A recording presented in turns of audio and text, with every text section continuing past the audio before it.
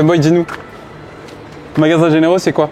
Alors, le magasin Généraux, c'est un espace d'exposition qui est situé à Pantin. Ok. Et là, aujourd'hui, il y a l'exposition après l'éclipse qui ouvre et qui dure jusqu'en octobre. C'est écrit jusqu'au 22 octobre. Ok. Et c'est une exposition gratuite dans laquelle moi, je présente des œuvres ainsi que 11 autres. Enfin, on est 11 en tout dans l'expo. Donc, il y a 10 autres artistes qui présentent plein d'œuvres hyper cool. Ok, bah écoute, allons-y.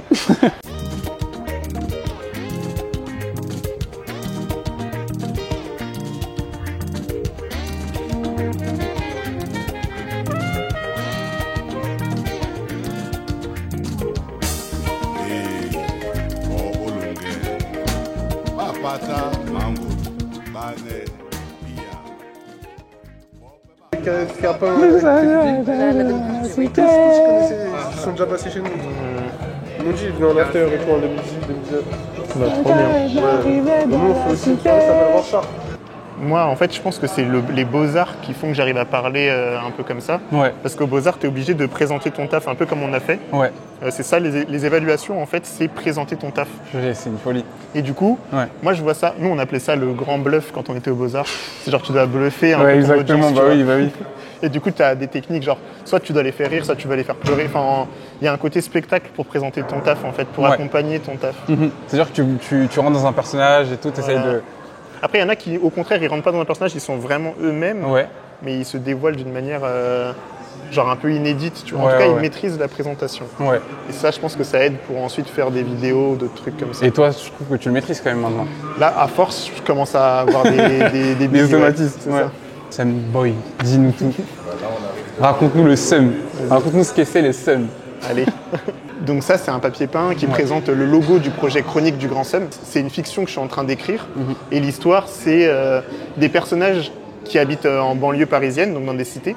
Et ils se rendent compte au fur et à mesure que les cités, elles ont été construites d'une manière exprès pour générer du seum, qui est une énergie émotionnelle sombre. Et en fait, c'est ce seum qui existe dans chacune de ces cités et qui circule sur un schéma, tu vois, un peu occulte, qui fait que le centre-ville fonctionne. Et du coup, eux, ils vont se dire, vas-y, comment ne pas subir ce seum, parce que c'est un truc qui les ronge, et comment utiliser cette énergie aussi pour avoir des pouvoirs, pour pouvoir répartir le seum partout, pas que chez eux, quoi. Et ce grand seum-là, du coup, qu'est-ce qu'il produit? Des pouvoirs, genre il y en a qui ont, je sais pas, le pouvoir de voler, le pouvoir de... En fait, chaque personne développe, en ayant accès à ses émotions, elle peut développer des pouvoirs. Et du coup, moi, j'écris des personnages, donc toute une galerie de personnages, en essayant de trouver quel va être le pouvoir qu'il va avoir, et avoir un pouvoir, tu vois, qui est un peu lié à l'histoire coloniale ou lié à des traditions, que ce soit africaines, asiatiques, peu importe. Mais pour le centre-ville, ça permet la tranquillité. Le fait que le seum circule tout autour, ça permet que tout fonctionne paisiblement au centre. Qu'est-ce que tu voulais refléter en parlant de ça?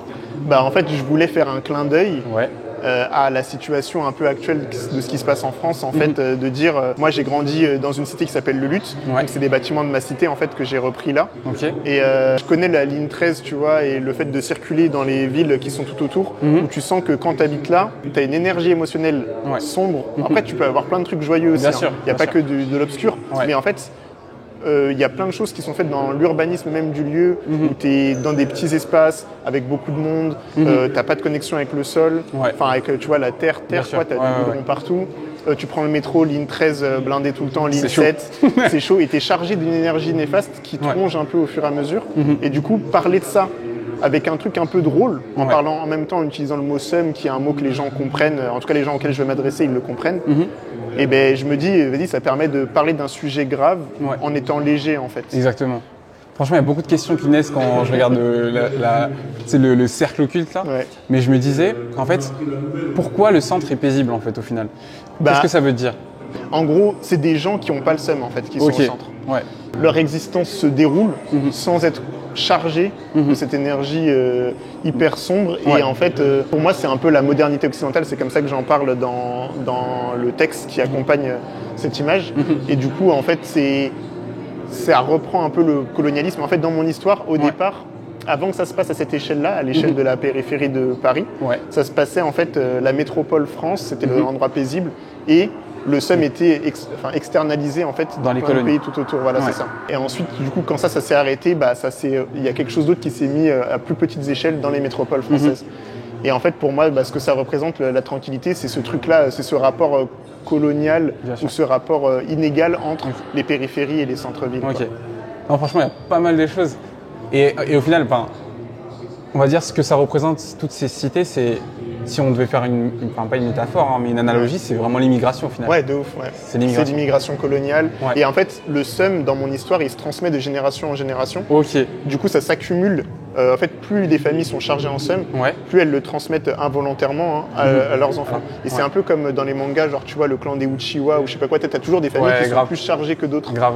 Et là, t'as des familles, je sais pas, avec des gens qui ont vécu ce qui s'est passé à Tcharoy par exemple, qui vont être plus chargés que d'autres familles qui ont moins vécu ça. Et du coup, le seum, il s'accumule à la fois pour des raisons géographiques et la transmission. Et du coup, je parle beaucoup des traumatismes intergénérationnels, tu vois, genre comment toute la violence que nos parents ou nos grands-parents ont pu vivre à l'époque coloniale, d'une manière ou d'une autre, nous est transmise, même si on ne sait pas forcément mettre les mots dessus. Bien sûr. On va passer à une autre œuvre. Celle-là, c'est une prière au Wi-Fi. Quand vous êtes en galère de Wi-Fi, vous chantez cette prière et normalement vos problèmes de Wi-Fi vont être résolus direct. Du coup, j'habitais dans ma tour à Gennevilliers, dans la cité du Luth, et en fait, je sais pas, genre ça captait pas le Wi-Fi dans ma chambre, genre juste à l'endroit de mon lit. Parfois, tu te mets à parler automatiquement au Wi-Fi ou à dire s'il te plaît, fonctionne. Enfin, tu vois, des trucs comme ça. Et donc là, je me disais, mais moi, je connais une méthode pour parler à des entités que je vois pas, parce que j'ai grandi dans une famille évangélique, et du coup, la prière, c'est un truc qui fait partie de mon background culturel, quoi. Et donc, vas-y, si j'essaye d'appliquer ce truc-là au Wi-Fi, puisque c'est un truc que je fais finalement naturellement, ça me permet de pas dire que le Wi-Fi c'est un dieu, je veux pas être en mode blasphème ou quoi, mais je veux juste dire, vas-y, il y a des réflexes qu'on fait, ça veut dire qu'on est en train de projeter un peu de notre spiritualité dans le rapport qu'on a avec, tu vois, ces énergies. Et donc, comment on fait pour prendre un peu de recul par rapport à ça, pour se poser des questions, et puis en même temps, je prends une imagerie un peu drôle et un peu... ça rappelle aussi, encore une fois, les posters évangéliques. Il y a beaucoup des trucs avec des paysages et des textes comme ça. Et tout. Ça me fait penser aux clips à l'ancienne. C'est ça. Mais après, tu écouteras la musique, parce que je sais pas si vous avez écouté ou pas. Non, j'ai pas encore écouté la musique. Je pense que c'est quelque chose. Mais en soi, en fait, tout à l'heure, tu parlais des onglets et du fait que illustrer la multiplicité de ces onglets-là, c'était en quelque sorte montrer qu'on pouvait être super connecté devant notre tel, tu vois. Là, je sais pas si le choix des onglets est fait genre aléatoirement. Non. Mais j'aimerais bien comprendre pourquoi tous ces onglets, tu vois. Ça connecte avec mon autre vidéo, mais en fait, je travaille toujours avec... donc celle-là, elle s'appelle Prière au Wi-Fi. L'autre, elle s'appelle Surtout les onglets. Et il y a toujours un lien avec le fait qu'en fait, on est face à un seul écran, mais on a plusieurs fenêtres d'ouvertes. Et du coup, moi, je me dis... en fait, c'est important de montrer comment, à la fois dans la tête d'une personne, il y a la façade que tu vois, mais en même temps, tu as tout l'arrière-plan de ce que la personne a fait comme recherche ou de ce que la personne consomme comme contenu, etc. Et du coup, pour moi, c'était important de mettre des recherches. Là, il y a Wi-Fi, Wikipédia, des questions d'orthographe, parce qu'il y a beaucoup de fautes d'orthographe dans le texte. Genre, qu'est-ce qu'il faut faire ou pas avec la connaissance d'Internet. Une vidéo de Pornhub, une énorme partie de la consommation sur Internet, c'est de la consommation de pornographie. Et c'est un sujet qui est hyper peu traité, en fait, parce que tout le monde sait que beaucoup de gens consomment de la pornographie, ou beaucoup de pornographie est consommée de manière générale, mais on a extrêmement peur d'en parler. Là, ma vidéo, c'est une prière. Et en fait, en général, il y a souvent un onglet pornographie qui apparaît dans mes vidéos. Mais c'est pour dire, en fait, je pense qu'il faut qu'on affronte cette question et qu'on la travaille aussi politiquement, parce que sinon, c'est comme pour les réseaux sociaux en général, on laisse l'industrie pornographique former les gens à sa propre consommation. Il y a toujours un petit clin d'œil à ça, parce que je sais que ça va faire réagir et que ça va forcer à se poser des questions.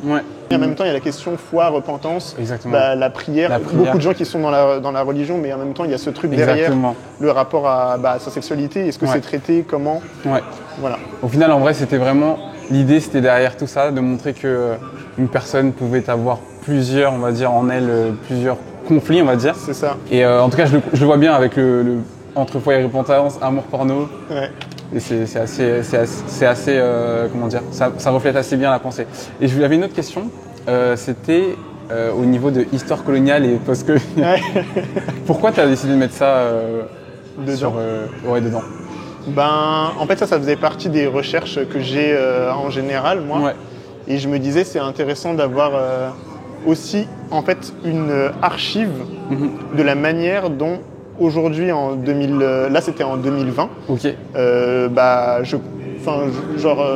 quel genre de sujet pouvait m'intéresser. Ouais. Parce que souvent, on est devant nos ordi, devant nos téléphones et on se dit, bon voilà, Insta, on connaît, c'est la base, tout le monde est sur Insta et tout. Ouais. Mais on oublie parfois à quel point c'est important de garder des traces, même de l'interface, parce qu'elle change hyper vite. Et on s'habitue au changement, on se pose même plus la question. Mais en fait, cette interface, elle va conditionner la manière dont on va utiliser le truc. Et du coup, moi, je trouve toujours ça important d'avoir aussi un côté un peu archive de la navigation, de comment c'était à ce moment-là. Il y a plusieurs sujets qui ne sont pas connectés forcément à ce que je recherchais à ce moment-là. Mais ça, Histoire coloniale et publication Instagram, c'était lié au fait que je commençais à penser le projet Histoire Crépue, par exemple. Et du coup, ça annonçait déjà que ça faisait partie des trucs qui arrivaient, quoi. Donc là, c'est vraiment sur de la capture d'écran. Et du coup, là, pareil, de la capture d'écran, comment est-ce qu'on fait de la recherche sur Internet et comment est-ce que tout ça, ça compose tout ce qu'on est, en fait, à un moment T. Et là, moi, j'étais en mode, je découvre Frantz Fanon. En même temps, je me pose des questions sur qu'est-ce que c'est qu'être un artiste noir en France aujourd'hui. Et Frantz Fanon, dans un de ses textes, il parle de cette situation d'être écrivain colonisé ou intellectuel colonisé, parce que c'était une catégorie au moment de la colonisation d'être ceux qui ont eu accès à l'éducation occidentale et qui du coup sont un peu piégés entre leur formation intellectuelle et le sujet qu'ils aimeraient traiter. Mais en fait, du fait que ce soit devenu des intellectuels, entre guillemets, en fait, en tout cas, qui sont programmés dans le logiciel occidental, ils arrivent toujours à faire de la critique de l'Occident, mais ils sont tellement pris dans ce logiciel que leur critique, on ne sait pas à quel point elle est efficace ou pas. Et du coup, tout le reste de mon travail, ça parle beaucoup de cette question.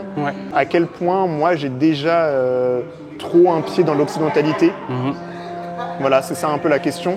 Et du coup, ce truc-là, c'est vraiment cette réflexion que je mène sur 7 minutes de vidéo. Et les dernières conférences que je fais aujourd'hui, c'est toujours sur ça.